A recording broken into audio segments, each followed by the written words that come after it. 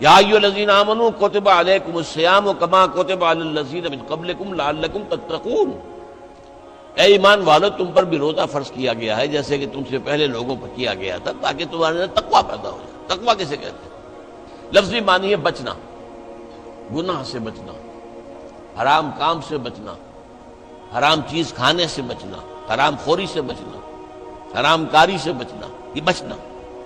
وقا یقی کے معنی ہے بچانا، وقنا عذاب النار، ہم دعا مانگتے ہیں اے اللہ ہمیں آگ کے عذاب سے بچا لے۔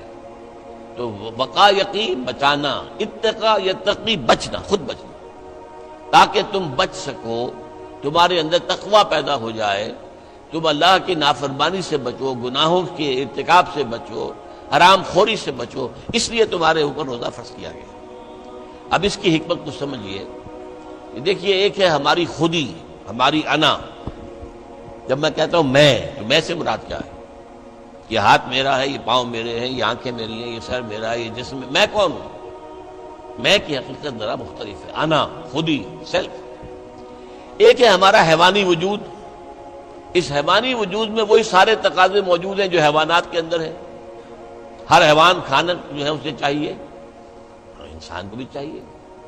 ہر حیوان میں نسل کشی کے لیے شہوت کا مادہ ہے، ہمارے اندر بھی ہے۔ ہر حیوان کو کوئی نہ کوئی گھونسلہ ہو، کوئی بھٹ ہو، کوئی جگہ چاہیے رہنے کے لیے، آرام کرنے کے لیے، ہمیں بھی چاہیے۔ تو حیوانی تقاضے جو ہمارے وجود کے اندر موجود ہیں، ان کے لیے کہا ہے، فرائیڈ نے لفظ استعمال کیا ایڈ یا لبیڈو۔ یہ ایڈ یا لبیڈو بہت منہ زور ہے۔ بھوک لگتی ہے تو انسان کہتا ہے کچھ بھی ملے کھانے کو، حلال ملے حرام ملے کھاؤ۔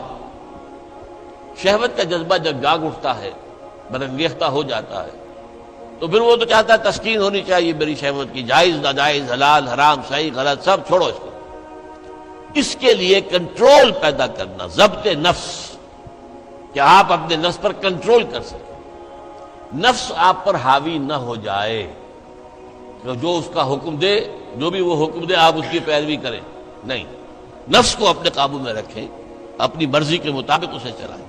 اس کی مثال ایسے ہی ہے کہ جیسے ایک گھوڑا ہے اور ایک سوار ہے اس پر۔ اب اگر گھوڑا منہ زور ہے، طاقتور ہے، اور سوار بیچارہ کمزور ہے تو کیا ہوگا؟ گھوڑا کہیں پٹک دے گا اس کو، کہیں کسی کھائی میں پھینکے گا یا کچھ اور کرے گا۔ لیکن اگر سوار بھی طاقتور ہے اور اس نے گھوڑے کو دبایا ہوا اپنے دونوں رانوں کے درمیان، گھوڑا محسوس کر رہا ہے کہ میرے اوپر جو بیٹھا ہے وہ جاندار ہے، تو پھر ظاہر بات ہے کہ اب یہ گھوڑا سوار کی مرضی کے مطابق چلے گا، ذرا سا اشارہ ہوگا ادھر مڑ جائے گا۔ اسی طرح ہمارا یہ نفس ہے، یہ حیوانی وجود جو ہے، یہ گھوڑے کے مانند ہے، اور ہماری انا یا ہماری خودی یا ہماری سیلف یہ اس پر سوار ہے۔ اگر سیلف کمزور ہے، گھوڑا طاقتور ہے، تو انسان کی ہلاکت، بربادی ہے، تباہی ہے۔ نفس حاکم ہو گیا، نفس سے ہمارا کہ ہم غلام بن گئے، تباہی اور بربادی ہوگی۔ ہاں اگر آپ کی انا مضبوط ہے، آپ کی خودی طاقت پر ہے، آپ کی سیلف جو ہے اس کے اندر طاقت ہے، تو یہ حیوانی وجود اب آپ کے کام آئے گا۔ گھوڑا جیسے آپ کو آپ کی مرضی کے مطابق لے کر جائے گا، منزل تک پہنچائے گا، ایسے اس حیوانی وجود کو استعمال کر کے آپ نیکیاں کمائیں گے، خیرات حسنات، اللہ کو راضی کرنے کے لیے کام کریں گے۔ اس ہاتھ کو اسی کام کے لیے استعمال کریں گے، ان ٹانگوں کو اسی کام کے لیے استعمال کریں گے، اس زبان کو اسی کام کے لیے استعمال کریں گے۔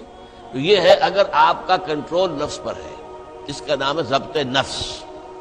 اور یہاں میں تھوڑا سا اشارہ کر دوں کہ ایک اور نفس بھی آتا ہے، نفس کشی، نفس کو مار دینا۔ انگریزی میں اس کے لیے لفظ ہے سیلف اینیہیلیشن۔ ایک ضبط نفس ہے، سیلف کنٹرول، ایک نفس کشی ہے، سیلف اینیہیلیشن۔ یہ سیلف اینیہیلیشن اسلام میں پسندیدہ نہیں ہے۔ نفس کو کچلو مت، گھوڑے کو مارو نہیں، یہ تو کام کی شے ہے، بس گھوڑے پر قوت حاصل کرو، گھوڑے کو اپنے کنٹرول میں رکھو، ورنہ نفس کا بھی حق ہے۔ گھوڑے کو بھی دانا پانی ڈالتے ہو کہ نہیں؟ تمہارے نفس کا بھی حق ہے۔ وَإِنَّ لِنَفْسِكَ عَلَيْكَ حَقًّا وَإِنَّ لِزَوْجِكَ عَلَيْكَ حَقًّا وَإِنَّ لِزَوْرِكَ عَلَيْكَ حَقًّا۔ تم پر تمہارے اپنے نفس کا بھی حق ہے، تم پر تمہاری بیوی کا بھی حق ہے، تم پر تمہارے جو ملنے کے لیے لوگ آئیں، ملاقاتی ہوں، زیارت کرنے کا، ان کا بھی حق ہے۔ اس نفس کا بھی حق ہے، اس نفس کا بھی حق اسے ادا کرو، لیکن حلال، حرام نہیں۔ یہ حرام اور حلال کے فرق کے لیے ضبط کی ضرورت ہے، کنٹرول کر سکتے۔ اس کنٹرول کے لیے روزے کی ایک مشقت کہہ لیں یا مشق کہہ لیں، یہ مشق ہے کہ آپ نے سال میں یہ 30 دن یا 29 دن میں شدید بھوک کے باوجود حلال چیز بھی نہیں کھائی، کھانا موجود ہے، شدید پیاس ہے۔ فرض کیجئے کہ آپ عین دوپہر میں دفتر سے یا کہیں کالج سے آپ آئے ہیں اور گھر پہنچے ہیں تو شدید پیاس کی وجہ سے جب وہ موسم آ جائے گا جون کا اور مئی کے روزے جو ہیں تب معلوم ہوگا کہ روزہ کہتے کسے ہیں۔ ابھی تو ہم کچھ دنوں سے عادی ہو گئے، سردی میں روزے تھے، روزہ کچھ کہتا ہی نہیں تھا۔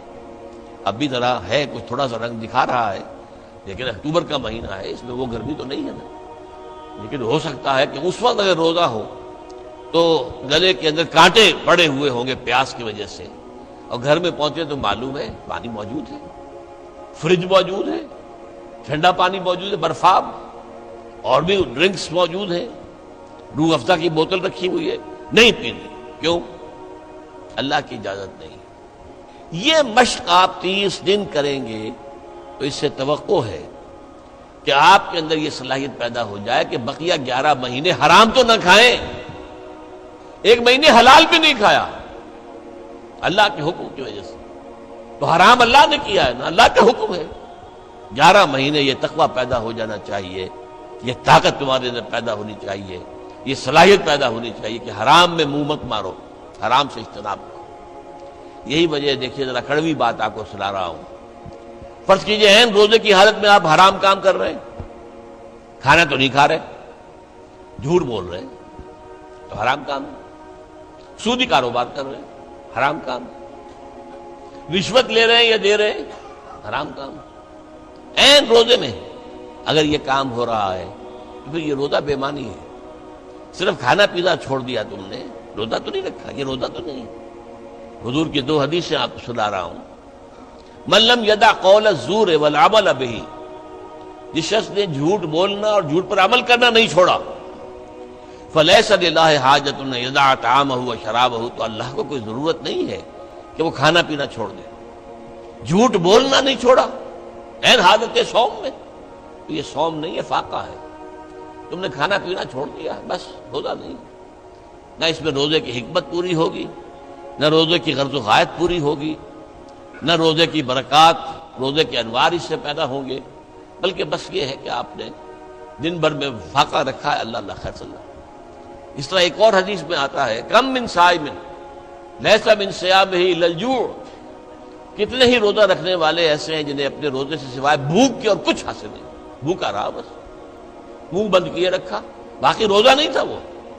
جب عین روزے کی حالت میں جھوٹ بول رہا ہے یا جھوٹے عمل کے اوپر، جھوٹے کاروبار پر عمل کر رہا ہے تو یہ روزہ نہیں ہے۔ تو روزے میں کھانا اور پینا صرف یہ ترک کرنا نہیں ہے، بلکہ یہاں تک بھی آیا ہے کہ فرض کیجئے کہ کوئی شخص آپ سے جھگڑ رہا ہے، گالن کلوچ پہ اتر آیا ہے، تم یہ کہو کہ بھائی میں اس وقت کچھ نہیں کہہ سکتا، میں روزے سے ہوں، میں اس وقت تمہاری بات پر جواب نہیں دے سکتا، میں روزے سے ہوں۔ یہ بھی گویا کہ روزے کے تقاضوں میں سے ہے، جھگڑا نہ کیا جائے، فساد نہ کیا جائے، لوگوں سے لڑا نہ جائے، گالم گلوچ نہ کی جائے، یہ بھی روزے کے تقاضوں میں سے ہے۔